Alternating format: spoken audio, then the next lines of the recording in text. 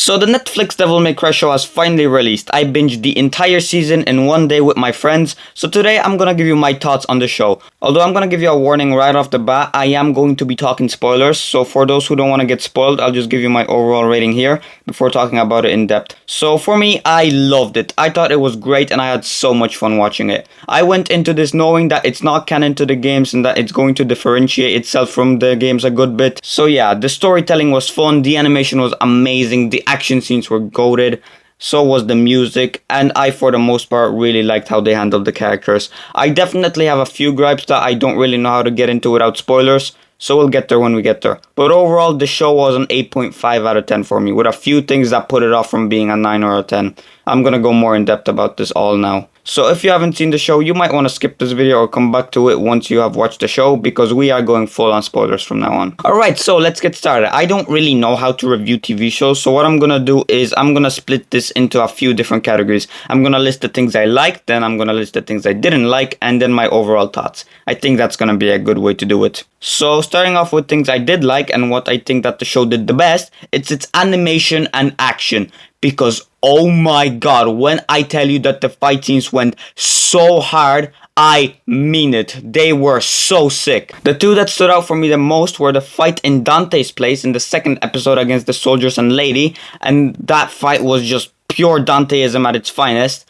And when Dante was fighting the White Rabbit's army and Cavalier Angelo, that was just pure badass. The final fight against the White Rabbit on steroids was also really sick, with both Dante and Lady teaming up to take it out. And speaking of, Lady also had plenty of fight scenes which were all really cool too. The one on the highway with Lady against all of the demons was sick, to which Dante didn't participate in due to him being cuffed, which is a part of a topic I will talk about in a bit. Or in the White Rabbit's lair when she is hunted by Echidna. And the set pieces were all really cool too, like the motorbike chase on the highway with Dante, the plane with Agni and Rudra. White Rabbit's lair were all really sick.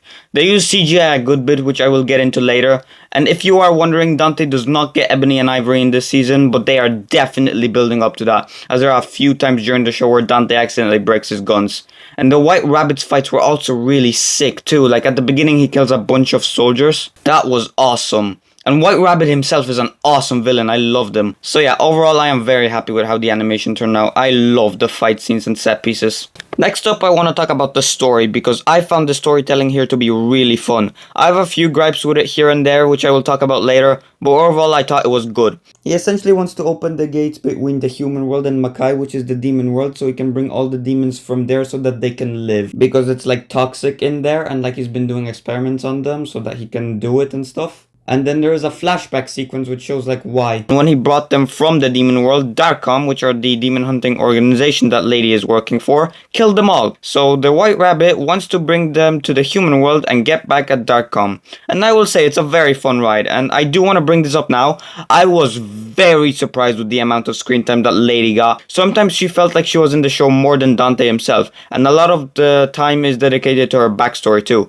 Episode 6 especially does that incredibly. The whole episode is about Ladies and the Rabbit's backstories, and it is told so well with little to no dialogue in that episode, but the writers do a really good job of fleshing out her backstory. But don't let that statement get you worried. Dante is still the main protagonist, and of course he is in the show plenty, and has the best moments. I'd say episodes 4, 5, and 6 are more dedicated to Lady. Dante is still in them and still has really good moments. But yeah, but in episodes 1, 2, 3, 7, and 8 are either Dante episodes or they share an equal amount of time. And while I'm on the topic of characters, I just want to say that the performances in this show were top notch. Whoever said that Johnny Youngbosh can't do a Dante will eat their words. Scout Taylor Compton is also really good as Lady. Hoon Lee as the Rabbit also gave a great performance.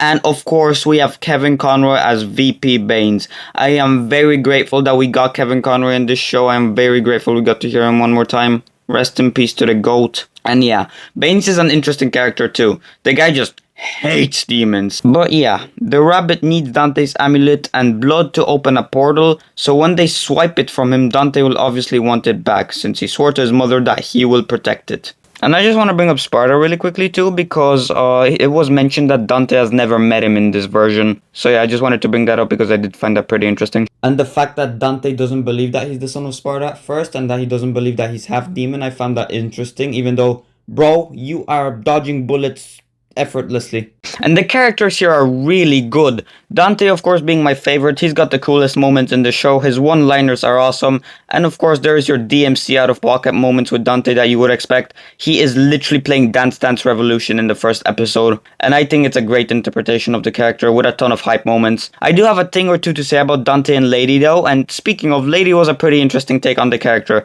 She's in the military here and I did like her too. Again, I was surprised by the amount of screen time she got, but I did like her in this. And then Enzo, I want to talk about Enzo because he was a goat. I loved Enzo. He was so funny and I loved the scenes between him and Dante. Like in Dante's place when Enzo goes to try and nab his amulet, Dante just rolls up and starts intimidating him with his gun, saying how he set him up and then using him as bait for the soldiers. I loved their dynamic. And I was pretty sad when he died. And of course Virgil is alive and seems to be in his Nilo Angelo form, but then he can also turn to his normal form, so I don't know. But I can't wait to see him in season 2 if we get it. And I will say the plot twist of Virgil being alive was kind of predictable because in episode 3 the plasma said that in order to be able to turn into someone, that someone has to be alive.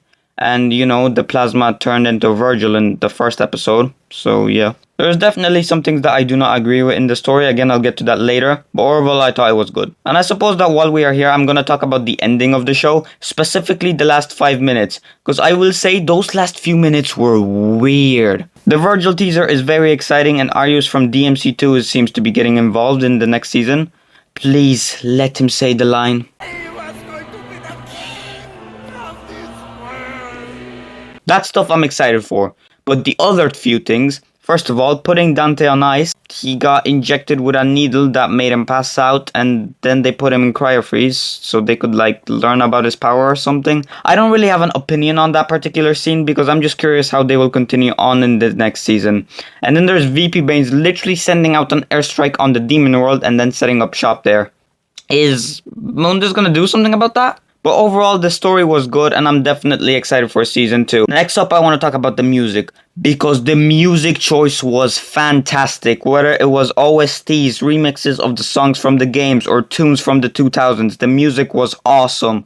They got remixes of songs from the games. Of course, Bury the Light is in here. Devil Trigger was in there. Both sounded awesome and really fitted their moments. And don't worry, the songs don't only come from DMC5. They've got Devils Never Cry in there as the credits song. And that version of DNC sounded really good. They've also got plenty songs from back from the 2000s. For example, Rollin' by Limp Bizkit is the intro credit song. Or Last Resort by Papa Roach is used during the highway chase scene. And Afterlife by Evanescence, of course, is goated. And I think that these songs fit really, really well in here. So yeah, OST, banger. And I also really quickly want to mention the plethora of Easter eggs and references in the show to the games or even other Capcom properties. Like, you can tell the people who made this are passionate about Devil May Cry. Like, when Lucia made a cameo, I couldn't help but point my finger and shout out of excitement. Or Dante using a bunch of enemy weapons, or the bike like Cavalier. Or there are even references to games like Resident Evil where Dante went on a job to Raccoon City. We need a prequel episode for that. Or there's a Mega Man bobblehead in the front of a vehicle. Or Dante will shout out a pop culture reference from time to time. I loved looking out for Easter eggs and stuff. But okay, next up I would like to talk about some negatives or things I would improve. First of all, the show uses CGI a good bit. Now, I don't think most of it looks bad, but it's definitely noticeable. The motorbike chase especially, yeah, okay, that one looked pretty bad. I don't mind them using CGI, but in the middle half of the show, they used it a lot. Like, all the big boys like Agni and Rudra were pretty much all CGI.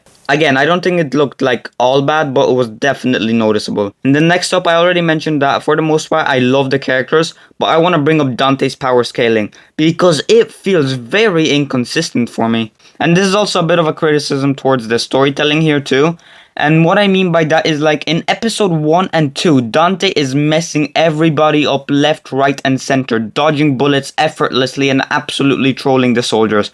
But then 5 minutes later, Lady shows up, they fight, the fight is going pretty evenly, then she outplays him with a grenade which seemingly does nothing to him, lures Dante into a truck and then tases him and puts a bomb in his neck. Which detonates if he gets out of a certain radius, by the way, which causes him to blow up during the White Rabbit chase, by the way.